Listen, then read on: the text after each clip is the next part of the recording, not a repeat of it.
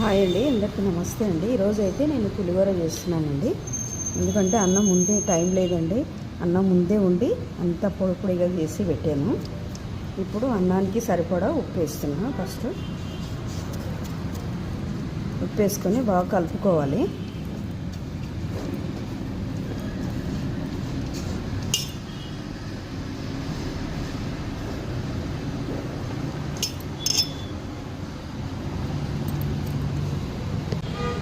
మూడు నిమ్మకాయలు తీసుకొని పులుసు పిండాను.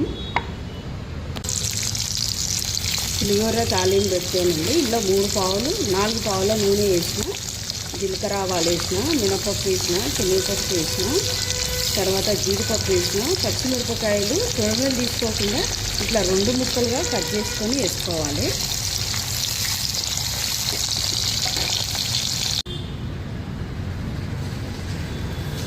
పులిహోరకు తాలింపు రెడీ అయిందండి.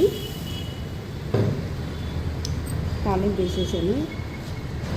ఎండుమిరపకాయలు, పచ్చిమిరపకాయలు, జీడిపప్పు, జీలకర్ర, ఆవాలు, తర్వాత కరివేపాకు, ఇంగువ వేసి తాలింపు పెట్టాను. పులిహోరకి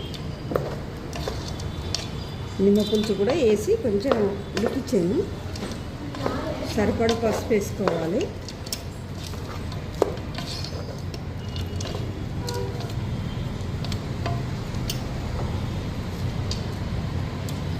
అంతా రెడీ అయిపోయింది.